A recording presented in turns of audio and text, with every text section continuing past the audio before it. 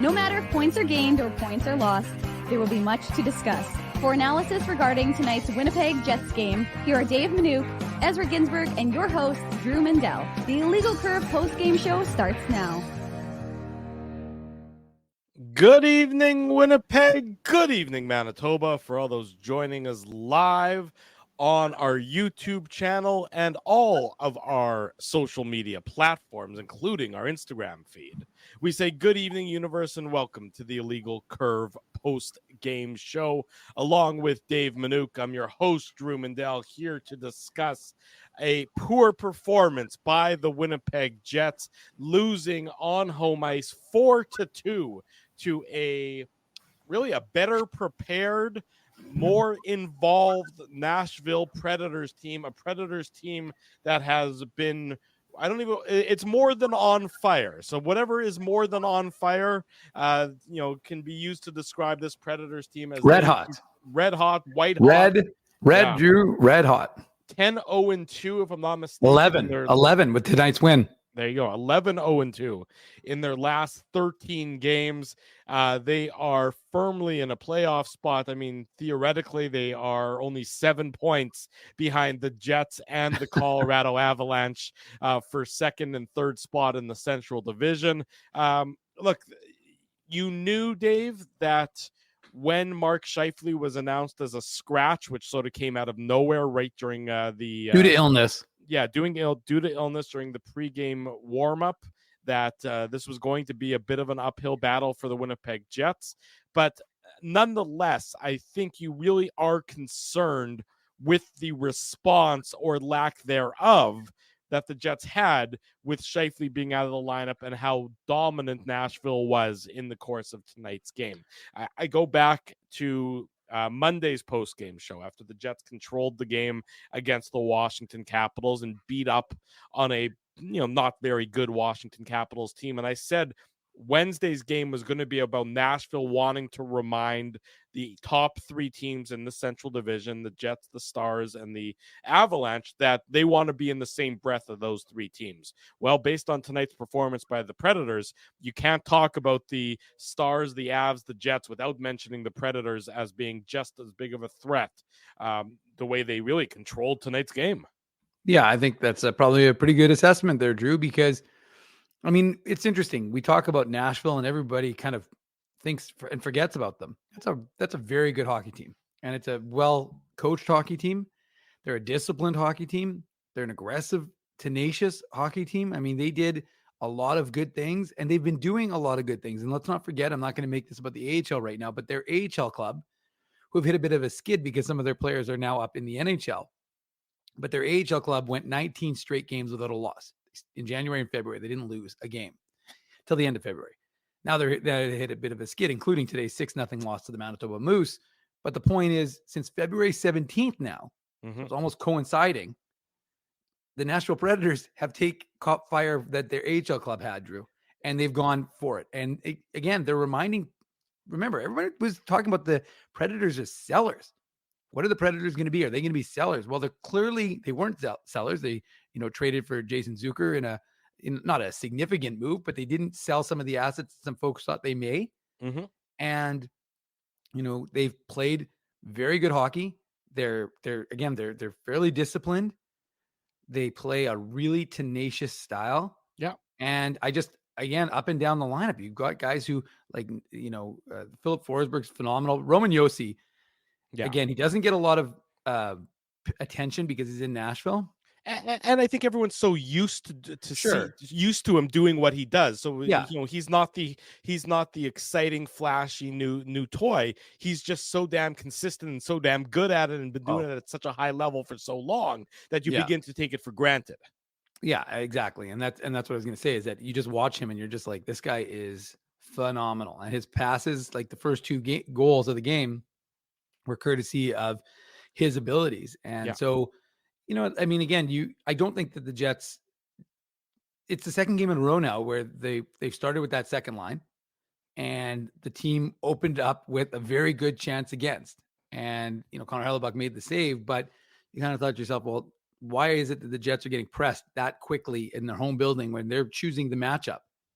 And again, it's the second straight game where they went with that second line. But you know, it's just one of those situations, Drew, where you were curious to see how would the Jets handle it, because you know, people want to say Washington's not a very good team. They're not a great team, but they were hot and they were desperate. The Predators are just hot and they're a good team. So I wanted to see how the Jets would match up, and would they be able to, you know, really offset what Nashville would, you know, Nashville's going to try and come in and impose their game. Well, the Jets are the home team. Mm-hmm. Jets have played better. You know, 2 of their last 3 games, they have shutouts. So you're wondering, are you going to get the Seattle game? Are you going to get the Washington game, or are you going to get the Vancouver game? Right. And you know, obviously losing Mark Scheifele is a massive situation for the Jets. You can't underscore it. He is the most important player on this team from a scoring perspective. He's the driver, right? And so without him, with all due respect to Vlad Nemesnikov, who, remember, was not even taking faceoffs in the last game because he's got a bum thumb, according to the head coach, he's now your top line center. So that's an unfortunate situation, of course. And yeah, I mean, like I said, it's just the illness is clearly, you know, what we're hearing is that they're still dealing with illness. Mm-hmm. This mystery illness, Drew. The longest flu bug to ever live. Well, it is. And again, I was saying this to you before we started the show, but it's just, to me, it's interesting. And again, we're not here to make excuses for the Jets, but you know, Nate Schmidt was so sick in Buffalo, but then they had him out on the, and so he didn't play in that game. What was the Tuesday game that they played? Was that St. Louis? No. Whoever they played after Buffalo on the Tuesday here in Winnipeg, but Nate Schmidt was out on the ice in Wasn't morning that skate. was Seattle. That was Seattle, if I'm not wrong. Yeah. So, but the point I'm making is that you have guys who are not feeling well, including Mark Scheifele. Like Mark, it was weird because I was at morning skate today, and Mark Scheifele was late coming on the ice, late for him. Like it was probably right around 9:30, but he's usually one of the first guys out there. So when Mark Scheifele was a little bit late, I was like, well, that's kind of weird, because originally I was thinking he wasn't even going to be out on the ice. Then you see him, and I'm like, okay, well, he's there. But to me, if you've got Mark Scheifele and he's not playing tonight because he's ill, then he probably shouldn't be on the ice, because all those guys are in close proximity. So you're potentially exacerbating the problem. And like I said, you hear that now that there's a number of guys who are dealing with illness. But again, like I said, it's inconsistent because you had the performance you had against the Washington Capitals. So that to me is why it's, you know, it's easy to say, well, there's illness, but there wasn't illness when you beat Washington. There wasn't illness when you beat Seattle, but somehow the illness is only skipping every second game now. Apparently. the illness only comes around when the Jets play poorly. That seems, you know, you're saying that's a little bit suspicious right there. Look, but I will say quickly, Drew, just last thing. I mean, Vlad Nemesnikov left in the second period for a couple of shifts. Nothing happened to him. So it could be that he was not feeling well and had to go to the room. So it is possible that it is impacting the team right now, but I'm just saying that it's just, you know, it's just curious how it seems to be kind of every second game as opposed to consistent. Well, you know, it's, you know, the competition, and I mean, it's a fair stat, and our buddy Scott Billick was talking about it earlier today and wrote about it. I mean, against playoff teams since Christmas, I think the Jets, with the loss tonight, dropped to 3 wins in 11 games. And you know, that is a bit of a troubling statistic. The Jets are still cleaning up for the most part against the lesser weights in the league, and you certainly look, you play the games against the teams that are in front of you, and so you don't have to apologize if you beat up on those bad teams, because remember last year the Jets had some trouble with those bad teams. But you know, ultimately, push comes to shove, you're going to be evaluated on how you play against the better teams come playoff time. You know, on Friday when you have Anaheim in town, well, guess what? There's no Anaheims come playoff time. There's no Washingtons come playoff time. There's no, you lost one game against them, but there's no Seattles come playoff time. So you do need to match up against these teams. And, you know, it's fair also to point out that the Jets were not at full strength tonight. They really haven't yet really been at full strength since the trade deadline, of course. You're missing 2/3 of your top line. Yeah, you know, because Velarde's been out of the lineup still. So all these things are fair commentary, but at the same time, there are some troubling signs that, you know, you hope, or that Jets fans hope, are more aberrations than anything else. And you want to see this team, you know, back together, and you want to see this team, here comes the Jets head coach, Rick Bowness. So we're going to go to his comments. Rick, what was missing from the team game tonight? A lot. You know, the execution wasn't there. Face-off readiness, you know, they were jumping by us. We were winning draws and getting ourselves in trouble. So the execution just was way off from the start. Anything stand out about their game? Obviously, they're the hottest team in the NHL right Yeah, now. give them credit. They played a great game. They came at us, and we know that. We talked about it before the game that they had points in 12 straight games, so we knew what to expect. How do you get the execution cleaned up at this time of year? Is it just a matter of the games are going to be like that? Yeah, we need to practice tomorrow. We'll have a good practice tomorrow and start with that. What do you think of Kyle with Sean and Tyler when you had them there together at times? Yeah, well, it's hard to judge. I mean, everything was off, so it's hard to judge that. One of the players was asked sort of what your message was for them after the game. I guess the sense is it wasn't a strong game. They said that you hadn't been in there yet. No, I'll deal with it tomorrow, and sometimes, the players can speak up. It doesn't always have to come from the coach, so I'll deal with it tomorrow. Is that an art of coaching thing? You think that they're going to hold each other accountable now? Yeah. Well, I mean, listen, this group cares. It's a good team. They do care an awful lot. So we are way off tonight. So there's only so much I can go in there and say. But we'll deal with it tomorrow. Some fans were getting a little tough on Connor Hellebuck. It looked like the shots that he faced were pretty tough. So. He was the least of our concerns tonight. He kept it close. He kept us in the game to give us a chance. Yeah. Yeah. Vladdy went in at one point during the second. Was that injury related or flu related? No, just injury. He just got banged up a little. Sorry, I know you weren't the biggest fan of the first Seattle game and then the Vancouver game and now. And the game sandwiched in between were really good ones. Any ideas what's leading to the kind of flip-flop inconsistency? Yeah, a little bit. Anything Not going to share with you. Fair enough. Good try. Thanks. You guys. Thank you, Ray. There he goes. Quick, short, and sweet. The Jets head coach, Rick Bowness, did not want to spend any more time than absolutely required behind the microphone tonight in addressing the Jets' performance. Interesting that he hasn't spoken with the players and he's not going to until tomorrow. I thought that was sort of a different tact maybe that he's taking and letting the players be the holding each other to accountable within the dressing room for some of the inconsistencies in the play there. And I do appreciate Sean Reynolds trying to get to the bottom of that with that last question, but Rick Bowness not taking the bait in addressing it there, Dave. Yeah, I mean, he couldn't have made it any more clear that he didn't want to be in that room. Let's put it that way. He was itching to go from like the minute he walked in there, but he does have a responsibility to answer questions. And you know what? I mean, it's interesting that he's like, it's not state secrets here. He doesn't have to worry if he answers Sean's question in some capacity, but I guess he doesn't have to be transparent. There's no obligations. And I guess we can figure it out ourselves, or we can spend an hour talking about it and trying to figure it out ourselves. But I mean, it's interesting that he said Nemestikov wasn't flu related, that he had been banged up. So, that he's obviously dealing with something. And, it was interesting. Like I said, when you saw Rasmus Kupari was the extra guy on the ice or not extra, I guess he was the guy coming in for Mark Scheifele in the sense that he was the extra body.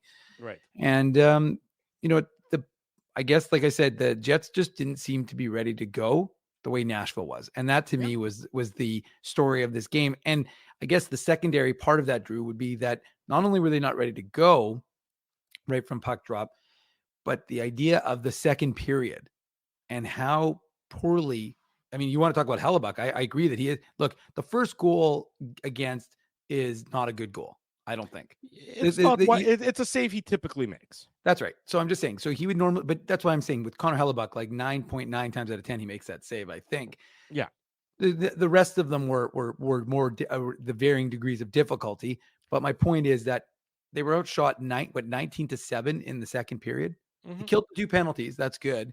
Right. But they just, you're down 2-0 and your pushback is non-existent. And to me, that's the biggest problem with this hockey game, was just that you didn't have, you can say Nashville was ready to go from puck drop, and you were discouraged without Mark Scheifele, and you just didn't have it. But you're only down 2-0.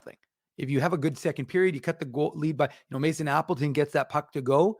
Mm-hmm. Maybe it's a different situation, right? But the problem is you don't, not only do you not have it, but they possess the puck almost the entirety of that period. Right. But look, I mean, and then the third period, then we'll get into it in a second. So let's maybe hold that as we get into the Betway game recap here. Look, this is game 65 for the Winnipeg Jets, and it's a bad loss in that, the performance is not where you want it to be. It's not not every loss is a catastrophic defeat. And even though this game was not what you want, and I understand the feelings of disappointment and concern, at the same time, I think the Winnipeg Jets are still in a pretty good position. They're still in a decent spot to they should still be the favorite to win the Central Division based on, the fact that they still have those couple games in hand and they're only 2 points behind the Dallas Stars. So, if you're going to struggle at this point in the season, you want to struggle now.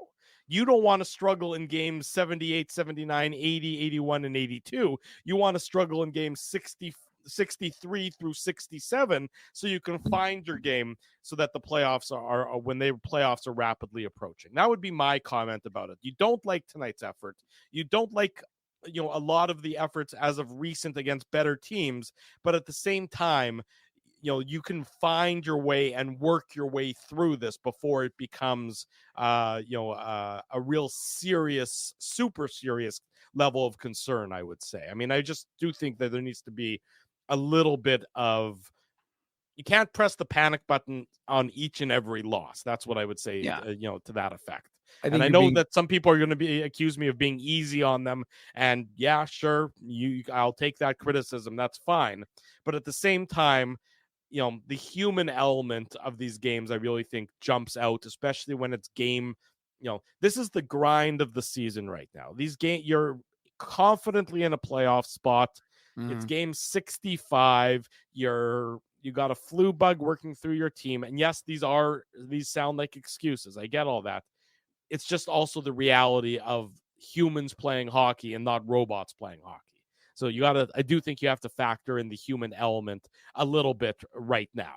That's all I would say to that effect. But at the same time, you can learn from these losses, and the Jets should learn from them. And I think that's what Rick Bowness was alluding to in his comments about, going to look at it tomorrow. They'll have a good practice tomorrow, and they'll, try and use it as a building block or a learning lesson at this point in time.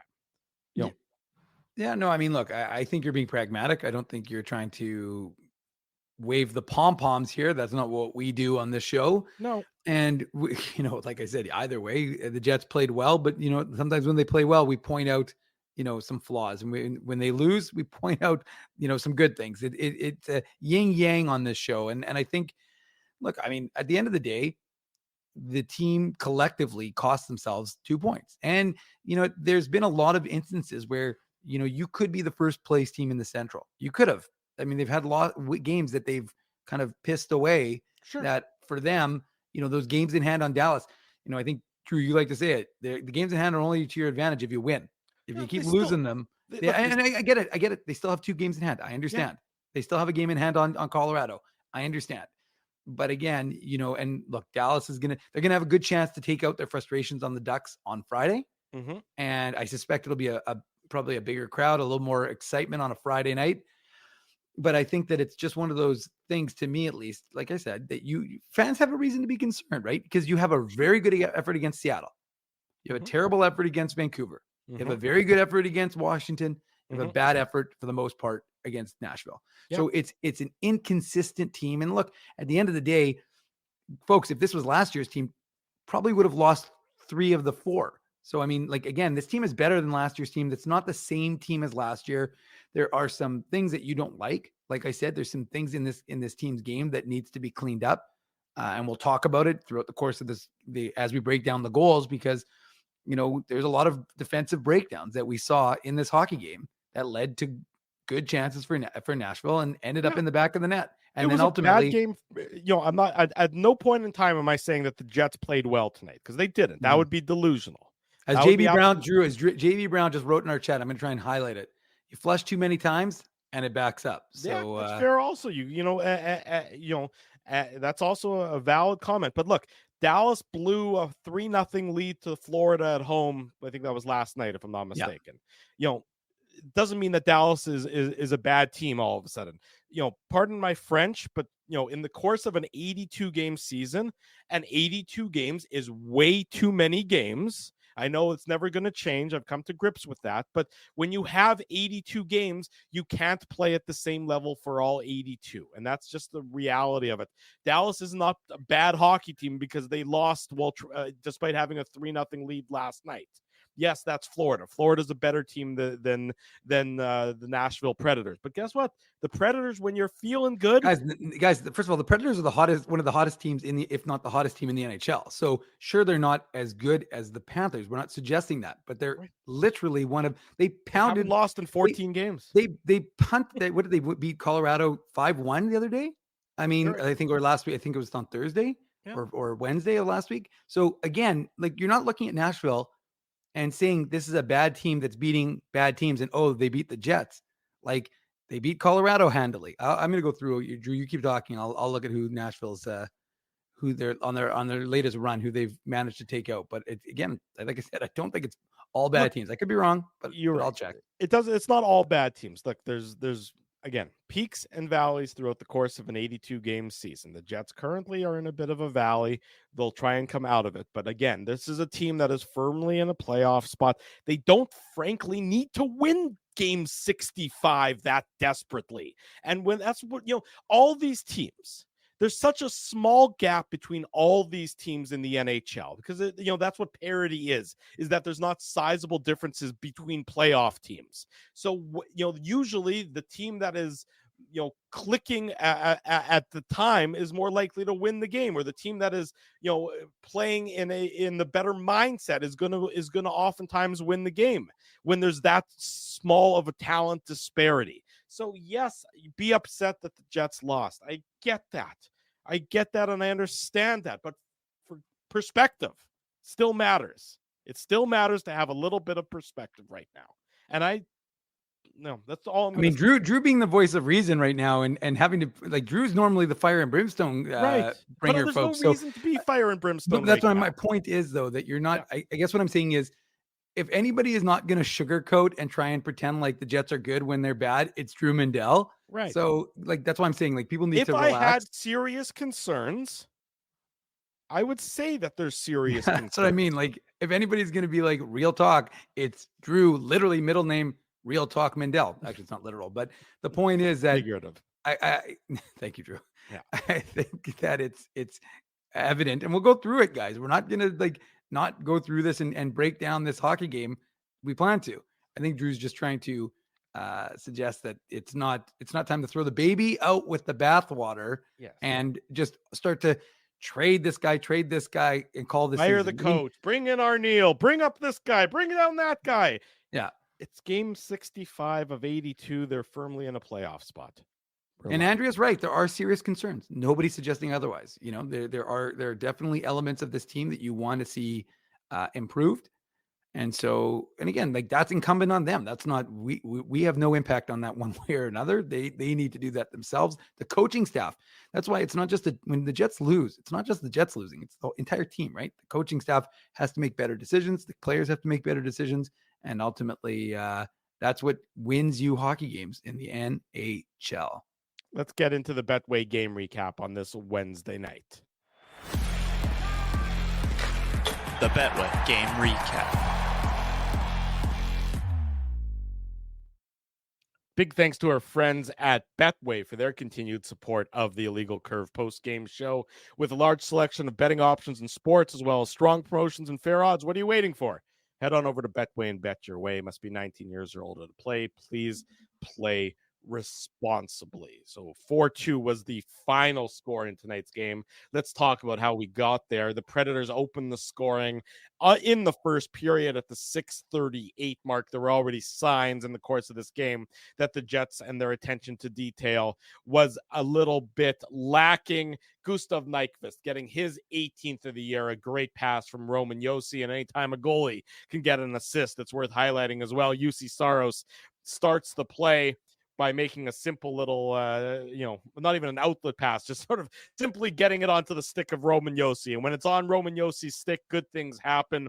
Nyquist gets behind Brendan Dillon. Brendan Dillon is unable to stop the headman pass. Nyquist comes in, and as Dave alluded to, this is probably a goal Connor Hellebuck wants back. Nyquist beats him short side. Usually Hellebuck makes the save. It's a nice shot. It's a great pass from Roman Josi.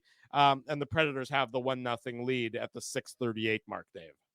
Yeah, and really the highlight and what really turned this play around was the pass by Roman Josi, as you just illustrated, Drew. I mean, it was spectacular, and I mean, he really is worth the price of admission. If you live in Nashville, what a joy to watch that guy play hockey, because he's one of the best defensemen. Like, his skating is phenomenal. His abilities. It's amazing to watch him though, because he plays like a forward. I can't tell you how many times in the course of today's hockey game, we're like, oh, there's Roman Josi leading the rush, or there's Roman Josi at the Jets blue line. But you know what? Again, he's achieved what he's achieved by his skill. So this was a Roman Josi appreciation thought, and you have to give it to him. And look, Brendan Dillon tries to intercept the puck along the boards, but unfortunately, that pinch forces now it's an ill-advised one in my mind, because I'm just saying, like, to me, you're trying. I understand what you're trying to do.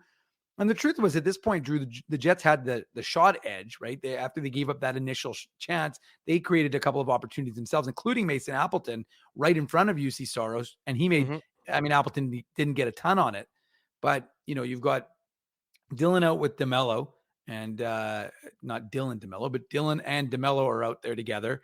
And like I said, he goes along the wall. He takes a chance.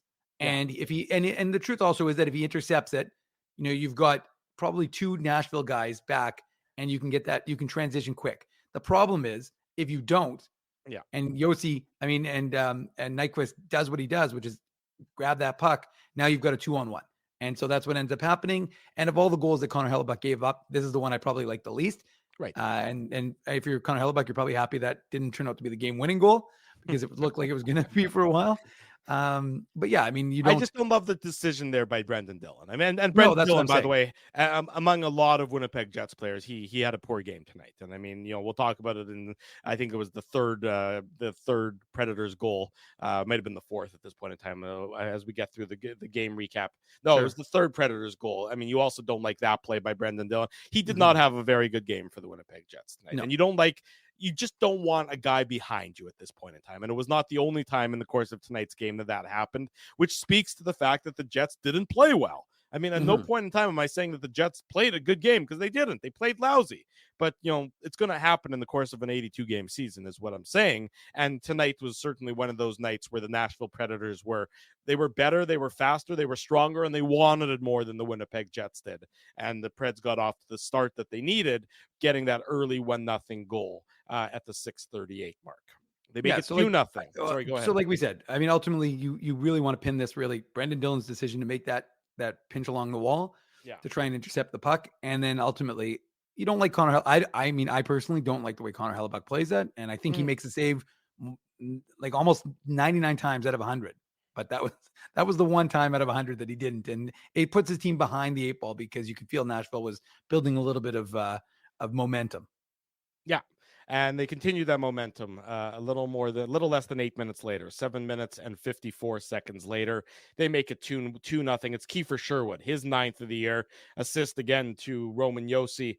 And I believe that's Craig Smith also getting, Cole Smith, not Craig Smith, the former Predators. This is Cole Smith, I believe, of the formerly played for the MJHL Steinbach Pistons. I was going to say he's a Manitoban. Yes, that's right. I apologize to the Smith family. Cole Smith getting his 14th assist on the year. And again, this is the Jets being too focused on Roman Josi, and that's what he does. He garners attention. The Jets will not like, I think it was Perfetti, and if I'm not mistaken, Colin Miller. There's just too many guys focused on Josi and nobody focused on Kiefer Sherwood. And Josi, gets the double team, and there's an open man in his place. Guess what? You can double team in basketball. If you double team in hockey, it usually ends up as a bit of a problem. In this case, it certainly was one, as Sherwood makes it 2-0, his 9th of the year, and the Jets have had a pretty poor first period, from Nashville, with Nashville getting the early 2-0 lead. Well, I'd love to know why 4 Jets are covering 2 Predators. I It's mean, too many players. It's just, hang on. again, you're doing the too mathematics many. and you're going, wait, one, no, that's too much. Yeah. It doesn't equate. And you're again, the Predators have a big advantage because all your guys are deep. And so anybody who's trailing has the chance, a very good chance, because they're basically allowed to walk down Main Street. Now, thankfully, they're walking down Main Street, not driving, because if they were driving, they'd probably blow a tire in one of the potholes because they're so bad right now in the city. But Drew, that's an aside. That's not something we're supposed to talk about right now. Probably more of a post commercial break. I'll rail about the potholes in the city. But anyways, it's just you don't like the way that those guys, like, again, if you're going to let Sandberg play back, but even in this situation, right? Kupari falls, Perfetti and Barron are getting back into the play. And really, it's just bad decision making because Perfetti and Sandberg both go for the same player. Well, wait a second, that doesn't make any sense. One of you needs to be there, not both.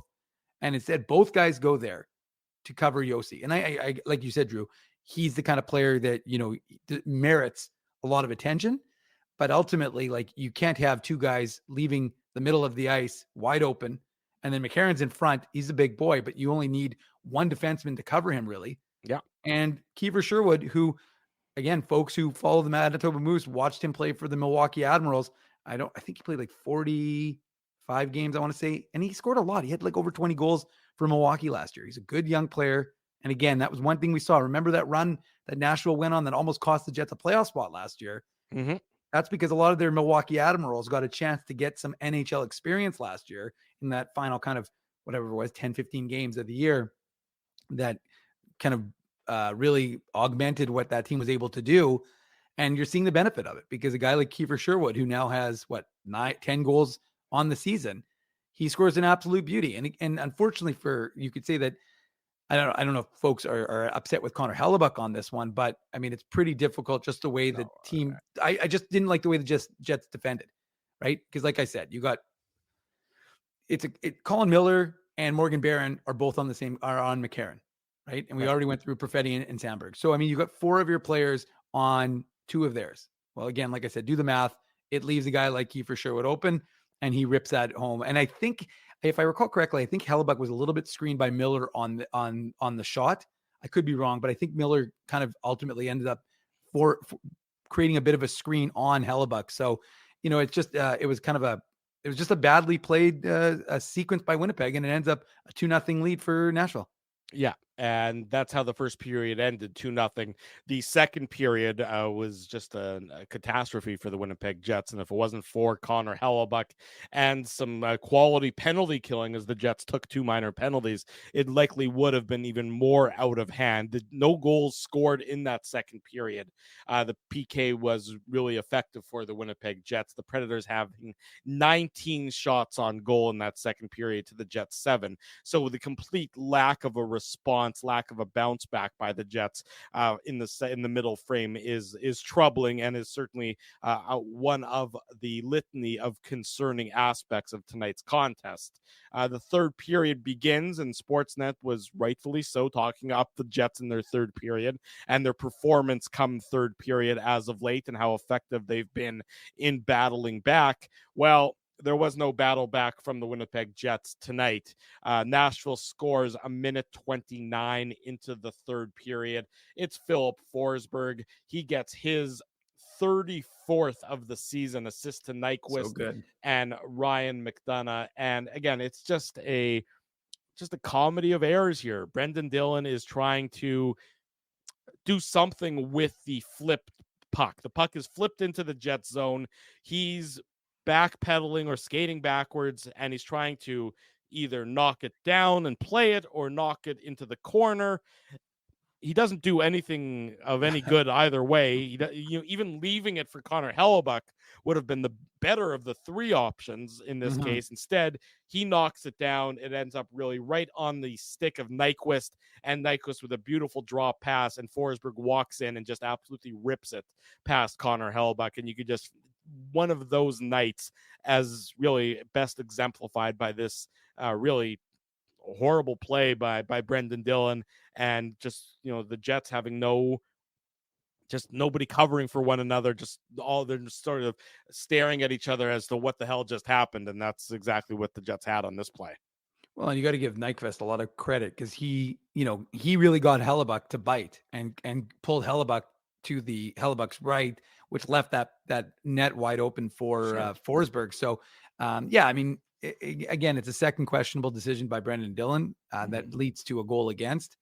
And, it's one thing if he pops it over to the left or pops it out of a danger area, but instead does he pop it up, he has no idea where it is. That's right. Exactly. There's just everything about it. I mean, I don't want to, make Brendan Dillon out to be the bad guy or the sole reason the Jets lost this game. No, of course that's certainly not the case. But again, when you sort of have brain fog, and the Jets played the entire game as if they had some brain fog, and I'm not using brain fog in any sort of clinical use of the term. I'm just saying that they weren't sharp and they weren't really.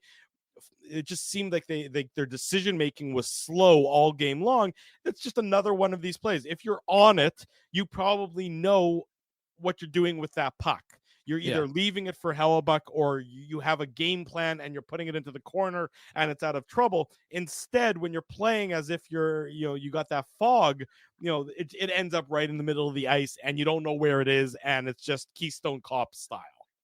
Well, and again, it's also, if you think about it, this is another instance though where an unforced error as you're trying to exit the zone results in a turnover, right? I mean, they try to get the puck up to Kyle Connor along the wall. He's unable to handle the pass. I mean, it's a chip, but still, he is unable to handle it. Roman Josi, no surprise, being aggressive at the blue line, and then Nashville, while the Jets are doing a line change, counterattack. Because they're like, well, we don't have to wait for you. We're going. And so what do? They keep pressing, and you credit them because you're sitting there and you're going, well, wait, similar to the second period. And, look, the fact of the matter is it's only 2-0 down. It's the third period, which we've talked about. And you just mentioned the very good period for the Winnipeg Jets. So you're like, okay, you're only down 2-0, but it's Nashville who's attacking and who has that attack mentality. Right. And they're the ones who are the aggressors. And as a result, they get rewarded. A mistake ends up in the back of your net. And if 3-0 Drew, we're saying it's over.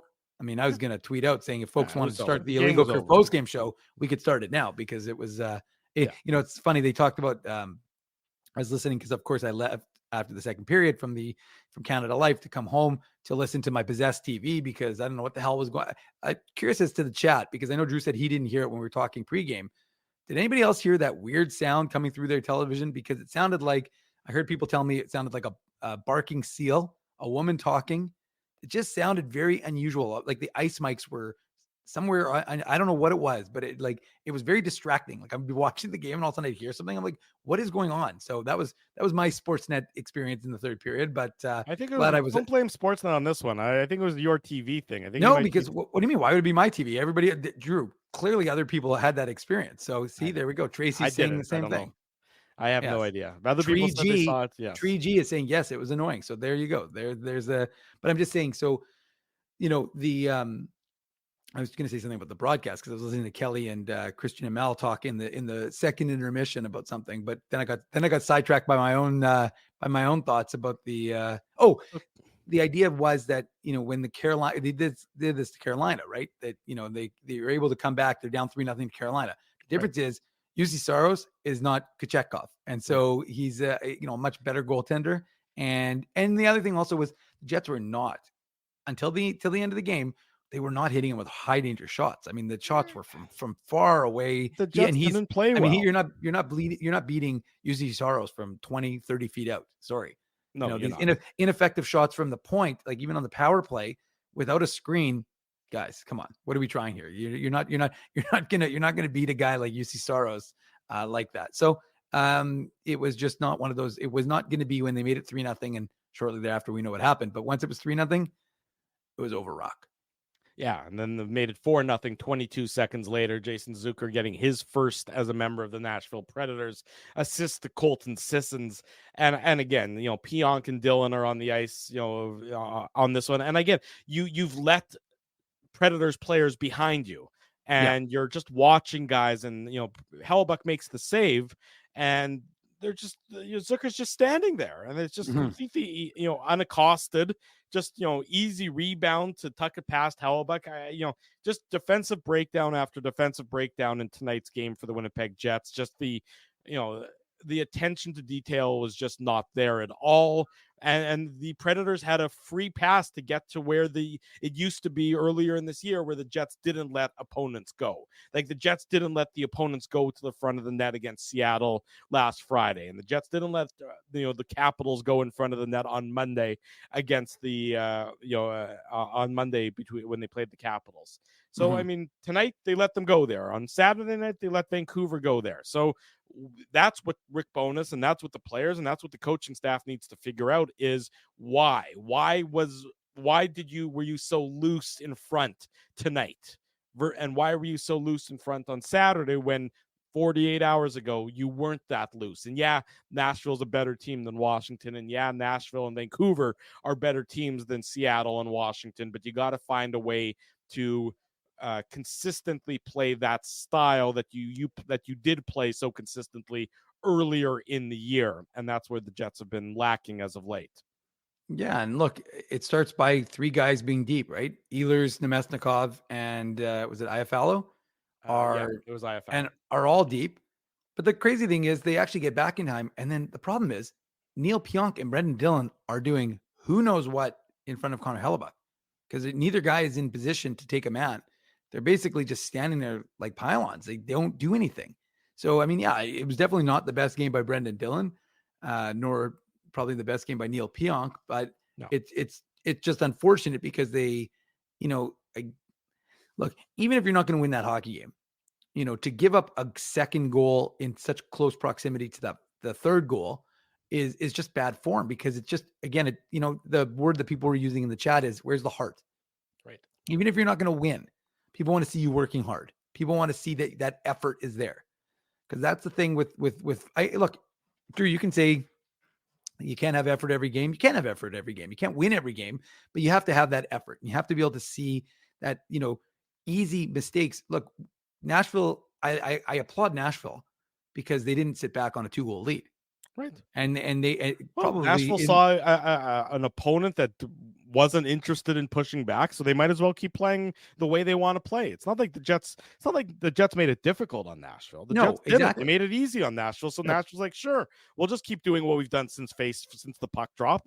Yeah. And that's what Nashville played the same game for all 60 minutes. And the Jets, unfortunately for the Jets, they played the same game for all 60 minutes. It was just a shitty game that they played for all 60 minutes. Well, and look, 2 goals within the first 2 minutes of the third period is just not acceptable, right? You're in a game, You're trailing 2-0.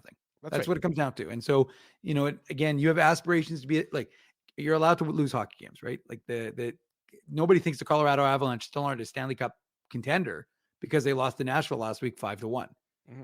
And so teams can lose, and you can have poor games, and you have to, I guess the most important thing, and I know what the fans are saying, is that you want to be able to see that the team is learning from the mistakes and not repeating those mistakes.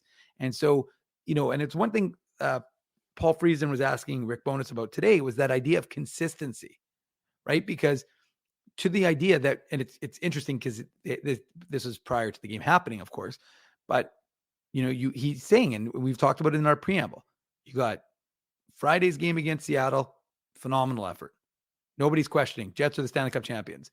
They lose to the Canucks on Saturday. They're the worst team ever. Sell everybody. They defeat Washington. Okay, they're a good team. And now you're back to, well, they lose to Nashville, and they're terrible. But it's that idea of consistency and how, now again, how much of this is missing Mark Scheifele? Well, that's a big factor. But again, like I said, what it ultimately comes down to is it's not acceptable when you've given up the way they played in that to start that third period. The second period wasn't a good period, obviously. And now you started and you're behind the 8 ball. And at this point, all we're wondering is, are you going to break the shutout?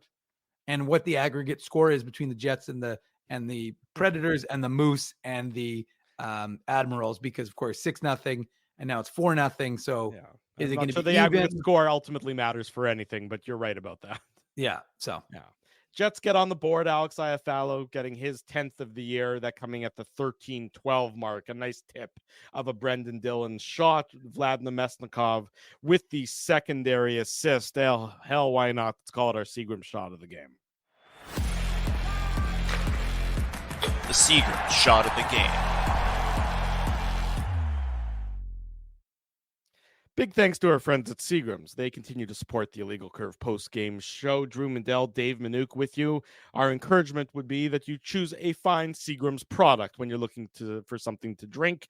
Perhaps you want Seagram's 83, Manitoba's #1 whiskey. Available where all fine liquor products are sold. Please consume your Seagram's products responsibly.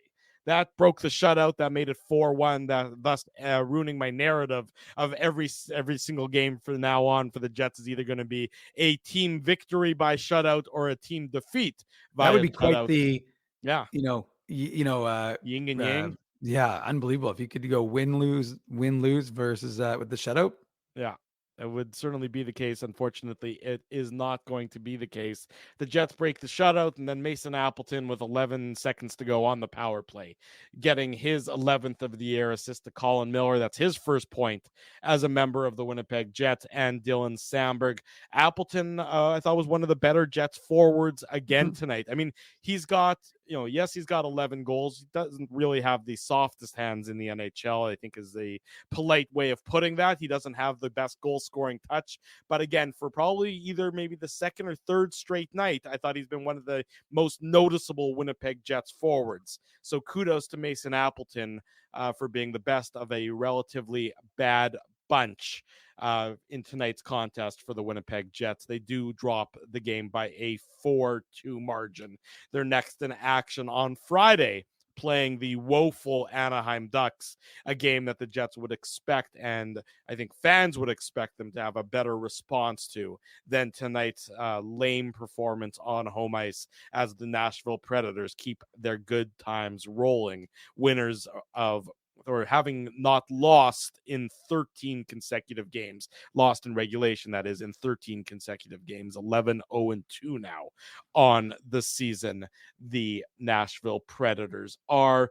Quick look at the out-of-town scoreboard. Late in the first period, the Colorado Avalanche, they're in Vancouver, and they are currently trailing the Canucks, a Canucks team minus Thatcher Demko. They are trailing the Canucks 2-0 late in the first period in Vancouver, as we take a quick glance at relevant scores involving the Winnipeg Jets. The only other game right now, Edmonton up 3-2 on Washington, that in the first intermission. Earlier tonight, the Blues beat the Kings by a 3-1 margin in St. Louis. Not going away. Well, they beat Boston. Now they unfortunately for them now. Well, you never know. Hey, there could be 5 from the Central if LA and Vegas keep losing. Vegas, that's true. Remember, Drew, Vegas last night, I think they scored with 13 seconds to go to tie the game. Otherwise, they would have lost again. So yeah, Vegas and LA not doing themselves any favors. I see Vegas going on a run. I don't see LA going on a run. No, neither do I. So I'm just saying it's not inconceivable. It's not, as they said in The Princess Bride, to see that one of these hard charging Central teams, even Minnesota. I know folks around here don't love the Minnesota Wild, but even the Minnesota Wild who beat these Nashville Predators with a very ballsy pull the goalie in overtime, which would have lost them all their points had Nashville scored, but it ends up winning them the game. Minnesota's charging, St. Louis is charging. They're not going to catch Nashville. But like I said, it's possible that they could, if LA keeps, pooping the bed and Vegas does as well. Never say never. That's all I'm saying, Drew. That's why the NHL's got the standings the way they've got it. It goes down to we'll see. That's why they play the game, Drew. That is why they play the game, and that's why we do the post-game show as well. This is the Illegal Curve post-game show. Drew Mandel, Dave Manouk with you on this Wednesday evening. When we come back, we will do the Tough Duck hardest hitting comment, the Manouk Moose Minute, which certainly was a better That's time an uplifter. than tonight's. You want to be uplifted, folks. 6 goals to talk about. Please don't talk about all 6 goals. Every single one. I'm begging you. I'm begging you on my hands and knees to not talk about all 6 goals. But we will talk about it next. You're watching the Illegal Curve post-game show. Drew Mindell, Dave Manouk on this Wednesday evening. BP's new New York Sicilian Square Footers. With a thicker crust than ever before, they're light and airy on the inside and oh so crispy on the outside. You're gonna have your work cut out for you. Okay, fine. Try the New York Sicilian Square Footers, only at Boston Pizza. You guys ever wish for a game changer in life? Like finding out your favorite snack has 0 calories? Or discovering the mute button on Ezzy? Picture this, a secret weapon for parking, where you can book a spot a whole month in advance. Tell me more, Drew. Pre-book your parking at really low rates, or maybe even for free if you use the code Illegal Curve. Free? What is this, sorcery? The Grid Park app. It's a real secret weapon that has affordable game day parking, and to sweeten the deal even more, I love sweets. our listeners can use the code Illegal Curve to park for free. Holy Zamboni! Tell me about it. Just download Grid Park, GRYD Park, and use the code Illegal Curve, all one word, to park for free. The game can change just like that. Accidents happen when you aren't protected. So now what? Getting to your injury quickly can make all the difference. Help prevent them from being game changers with Linden Market Dental Center. Bonding, crowns, bridges, and dental implants. State-of-the-art treatments are available to help you get back in the game. To learn more, visit lindenmarketdentalcenter.com. Creating smiles for life. Your coworkers love you because you always make them laugh. You're the life of the party with stories that have them rolling on the floor. Or maybe you're just the quiet one in the corner with the one-liners that just slay. Do you have what it takes to become Winnipeg's funniest person with a day job? Try your luck. Hit the stage at Rumors Comedy Club, and you could be walking away with $1,000 cash. Winnipeg's funniest person with a day job. Presented by Rumors. For all the details, head to rumorscomedyclub.com. Whoa, Ezzy, everything okay? You look stressed. Of course I'm stressed. We're moving, the house is upside down, the kids failed miserably at packing the fine china, and my life is in chaos. Chaos! Yes, that does sound like a problem. What am I going to do? Ezzy, relax. Rolly's Transfer Moving and Storage is the answer. With 60 years of experience in moving Manitobans and a track record of exemplary customer service, one call to Rolly's and your stress is gone. No job is too big or too small. Just visit Rollies.com and they will take it from there. Thanks, Dave, and thank you, Rollies Transfer Moving and Storage, online at Rollies.com. For 3 generations and over 80 years, Tough Duck has been making apparel that works and plays as hard as the people who wear it. From jackets to work boots and everything in between, Tough Duck's clothing can handle the harshest environments, even the Illegal Curve hockey show. Work to live, live to play.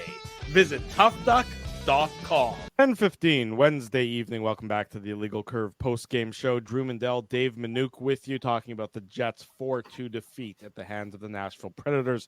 A score that flatters the Jets, as it was 4-0 early in the third period, and anything after that was simply window dressing by a Winnipeg Jets team that certainly did not have the effort and performance tonight that they would have hoped for.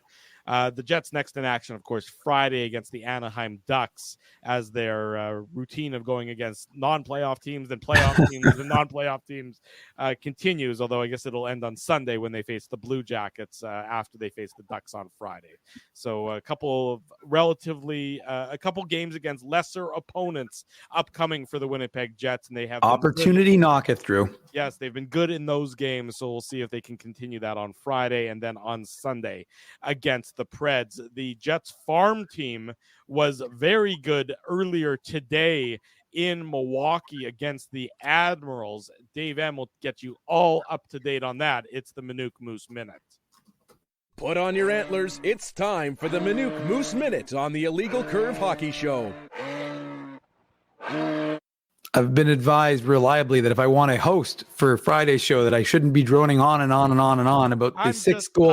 I'm tired and a little grumpy is all. So you don't want curmudgeonly Drew to come out right now, because aren't you always curmudgeonly Drew? I'm not always curmudgeonly Drew. I'm just right now, this moment, I'm just like, it's one of those instances where everything and everyone is annoying me. So I think I should just sort of be by myself and hibernate for a little while. Okay, well then if you don't want any joy in Joyland, then don't listen to this next little segment, because the Moose were up. I thought you were just going to mute yourself or just remove yourself from the stream, but oh, there he goes. There he is, done. Anyways, now you flip me to the other side. But look, the Moose had a critical game against Milwaukee. They started off the 6-game road trip with a win in Milwaukee. They split their 2-game set in Iowa this past weekend, and so they're in Milwaukee this morning for a school day game. They'll be doing one of those in Winnipeg next Tuesday at 10:30 a.m. We'll have tickets to give away for that, probably do it this weekend. But the Moose had a critical game against Milwaukee before they go into Chicago for 2 more games Friday, Saturday to conclude this 6 games. But this, as I talked about with some of the folks in the Moose, this was really going to be critical for them to make a playoff push. All divisional opponents, see what they were going to be made of. Henry Nikkinen and Daniel Torgerson came back into the lineup. Thomas Milic got the net, and he was going to need to be good because the Moose, much like the Jets, didn't exactly start on time. They got outshot 8-1, and Thomas Milic was excellent, up to the task, as I put it earlier. A couple of interesting things happened to him. He got his feet taken out in the blue paint, Drew, and then as he was discussing it with the ref during the next whistle, for some reason, the linesman not paying attention. Maybe it's the thousands of screaming kids. I saw that. I saw that video. It's on your Twitter feed in case people haven't seen it. I'm like, what the hell did I just watch? Yeah. So basically, Milic is talking to the ref, and you can see them at the bottom of the screen. He's nowhere near his net, though. So the Moose net is wide open, and for some reason, the linesman calls everybody in, and you can see one of the Admirals players kind of looks over and goes, they don't even have a goalie right now, but they still drop the puck. It was more of a kind of a funny thing than anything significant. But anyways, the Moose needed Thomas Milic to be excellent in that first 6 minutes of the game. He was, and it proved fortuitous because then Manitoba started to push back. And it started off with a nice play by Ville Heinola to keep a puck in an Admiral's zone. He passes it over to Simon Lundmark, who blasted home. Great. You want to talk about screens? Nicholas Jones. See, it's funny. I often say, Drew, the guys who do the screens, the hard work in front, they don't get assists. They don't really get anything. We don't really talk about plus minus, but Nicholas Jones does all the hard work for Simon Lundmark, and the Moose have a 1-0 lead. And they ended the first period with a 16-2 shot edge after being down, like I said, 8-1. So that was pretty good for Manitoba to take a 1-0 lead into this first intermission, and then they just kept rolling. Christian Reichel. We call him the identity line. This is from Kyle Capobianco because he said they're the identity of this team, the line of Jeffrey Viel, Christian Reichel, and Parker Ford. And with good reason, the identity lines got things going. So Christian Reichel, he scored his 15th of the year, which is pretty remarkable because he went, I want to say like 20 or 30 games without scoring a goal. So maybe not 30, but 20 games, I think, without scoring. So he's been rolling. That made it 2-0. And then nice transition by the Moose. It's funny because the Moose actually were the opposite of the Jets today. They were the aggressor. They were the more aggressive team. And Brad Lambert fed Jeff Malott, who scores to make it a 3-0 game. And he ties Lambert with 18 goals. So that's ties Lambert for the Moose lead.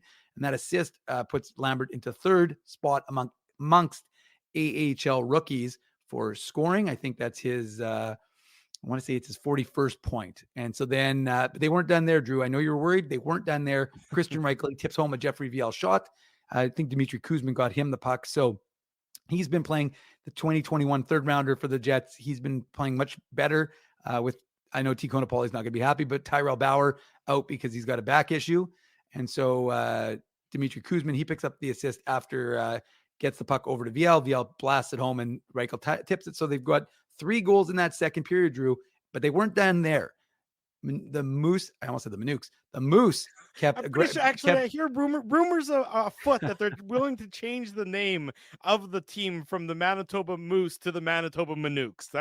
There's rumors that bubbling under the surface that might happen, or at the very least, maybe a special jersey night where they come out wearing a Manuk themed jersey. I think that would be good. It's just got a fireplace behind them and a backwards hat. The Moose is wearing a backwards hat with a fireplace behind it. Fair enough. That'd be okay. I'd be okay with that. But anyways, the Moose, kept going in that third period, and Henry Nikkanen, who was speaking of snakebit, he definitely didn't score for 35 games. He got his third real nice forecheck by Daniel Torgerson, the 2020 second rounder, I want to say. I'm thinking that's right, but I'm not 100% certain. But yeah, 2020 second rounder. And so then it was 5-0. It was just really a question of shutout watch, and Milic made some beautiful saves. In fact, Kyle Capobianco gave the puck away, setting up a shorthanded opportunity, but Milic made another real nice save. And then Parker Ford rounded out the scoring with his, I want to say his 10th or 11, no, maybe his 11th goal. And so he made a nice play where the puck basically, he found some soft ice all alone in front of, and they actually, after the fourth goal, they actually chased Yaroslav Askarov, the first rounder of Nashville, from the net. And so Parker Ford made it a 6-0 game, and the Moose would hold for that final score. So Thomas Milic, he improves to 9-5-1, making 29 saves on 29 shots. And the Moose move up 3 points on the Wolves for the 5th and final playoff spot in the Central. And like I said earlier, conveniently, they play now the Wolves for 2 games in Chicago. So it'll be real curious to see what happens, because if the team can go for a sweep, they really pretty much assure themselves a playoff spot. If the Wolves do the sweep, well, then they're out. Or if they earn a split, they're even. There you go. Dave M, as he can do with the Minuk Moose Minute. Congratulations, Thomas Milic. That's his first AHL shutout. Did he have one in the ECHL? I honestly don't know. You're usually the potpourri guy. Where's some potpourri? Oh, hold on. I need to know if it's his first professional shutout or his first AHL shutout. I'm pretty sure he had one in the ECHL. I feel like someone will have my back. Maybe Joe from Winnipeg. But speaking of shutouts, Drew. Oh boy. And you mentioned potpourri. Here it comes. And you offered this as an opportunity. So we talk about regret everything. Well, I think folks will like this, though. I just thought it was curious, although I will qualify it. I will start with a disclaimer saying that, yes, I'm very aware that the era Connor Hellebuck is currently in is vastly different from the era from 1979 to 1996. So with that being said, with that understanding out there, I just thought it was curious. Speaking of shutouts, Connor Hellebuck picked up his 36th shutout of his career when they defeated the Washington Capitals on Monday. And so someone asked us on our Instagram, which we're actually live on right now, that someone asked us that what was the most shutouts aside from Connor Hellebuck for a Winnipeg goalie. So I looked. Andre Pavlik had 11 for the Jets. He had 17 total, but 6 of those were from Atlanta. And then I went and looked at the Jets 1.0, and the number 1 goalie was, no surprise, Bobby Essenza. Great save, Essenza. So that was not a surprise. He had 14. But the drop-off from Essenza to the next goalie was the Bandit, Daniel Berthume. He only had 4. So then I was looking at the numbers, and I brought out my abacus, and I started doing some math, and I realized that 36 shutouts for Connor Hellebuck equaled all the shutouts achieved by Winnipeg Jets 1.0 goalies. So I just thought that was a rather curious thing. And Connor Hellebuck did it in 492 games. They did it in 1,192 games. So again, some interesting symmetry there. 700 games fewer. Again, with the qualifier that I understand, very different eras in this year, this go around than it was in the 80s and 90s. However, as I wrote in the original tweet, it was a fun fact, and that's all it was supposed to be. That is very well done. That is undoubtedly a fun fact indeed. Quick little story before we wrap up. My parents were texting me earlier. They're down south, as they like to winter in the southern United States, and they were waiting in line for an appointment, and they got to chatting. My dad in particular gets to chatting with the person who's sitting next to him. My dad. By the way, Drew, that just sorry to interrupt you, but there's the answer. I knew Joe from Winnipeg would know. Thank you, Joe from Winnipeg. So he's chatting with this individual, doesn't know this guy, and they're talking, and he mentions, that I do this show and that we do Illegal Curve and the post-game show and the website and the Saturday show and everything. And the guy, okay, they finished the conversation. The guy says he's going to check it out and he's going to tune in tonight, whether or not he did or didn't. I would be surprised if he actually did. Turns out the guy they were talking to is one of the minority owners of the Vegas Golden Knights. So there you go. How's that for a little bit of a random run-in that I figured I might as well end it on a high note. I've been a little bit grumpy today, but we'll end it with a little bit of a quick chuckle tonight for courtesy of my folks down south. And as Spency knows, firsthand, Sheldon Mandel is definitely a chatter. Just to be confirmed. So next week when we're doing this at Hakkasan in Vegas, Yeah, that's right. where they're flying us out understand? there. That's exactly Okay. what's happening. They're flying us to Vegas to do the show. We're all of a sudden going to do a quick pivot and become a Vegas Golden Knights post game show before you guys even That's our have heel any turn. clue what the hell happened. Exactly. It's like, why are they covering the Golden Knights all of a sudden? Spency's Tough gonna be like, what is this? Golden Knights lunch? We'll be like, that's exactly what it is, That's Spency. right. And you're gonna Exactly. like They it. wrote the biggest check. Tough Duck hardest hitting comment. The Tough Duck hardest hitting comment. Big thanks to all of you for chatting. Big thanks for all of you tuning in. Tonight's hardest hitting comment goes to Tree G. Top 2 players out, 2 new players who have not been able to practice with the team. Predators wanted it more. All 3 statements there are pretty damn accurate and really do a good job in providing a synopsis of tonight's contest between the Jets and the Predators. The Jets shorthanded, not necessarily in terms of the penalty kill concept, but shorthanded in terms of no Velarde, no Scheifele, not enough practice time yet to acclimatize Toffoli and Miller, and the Nashville Predators wanted it more than the Winnipeg Jets. Tree G, slide into my DMs at ICDrew or email me drew@illegalcurve.com and we'll hook you up with a toque courtesy of our friends at Tough Duck, proud supporters of the Illegal Curve post-game show. That's it for this Wednesday night. The Jets lose 4-2 to the Predators. If you haven't already done so, smash the like button, subscribe to the YouTube channel, subscribe to the podcast, and leave us feedback, particularly if you're wondering why I'm such a grumpy Gus sometimes. We'll be back on Friday night after the Jets and the Anaheim Ducks. In the interim, everything related to the Winnipeg Jets and the Manitoba Moose is available on our website, illegalcurve.com. That's where you can find everything, as well as on our YouTube channel. Big thanks to all of our sponsors. That is our friends at Farmery Beer, Rolly's Transfer, Seagram's, Boston Pizza, Tough Duck, Betway, Zappia Group Realty, Linden Market Dental Center, Grid Park. Use code Illegal Curve to park for free, and Rumors Restaurant and Comedy Club. Thanks to all of you for joining us. Go ahead, Dave M. Some late breaking news. We may have some giveaways for parking from our friends at Grid Park. I made a suggestion. So we may have some giveaways for those who want to park for free, courtesy of our friends at Grid Park for the remaining home games. So stay tuned for that. Hopefully I'll have some more information that might be available on illegalcurve.com or via our Twitter for Friday's home game. We'll see if we can make something happen so you can park for free, get comfortable using the Grid Park app. There you go. Big thanks to our friends at Grid Park for their continued support of the Illegal Curve post-game show.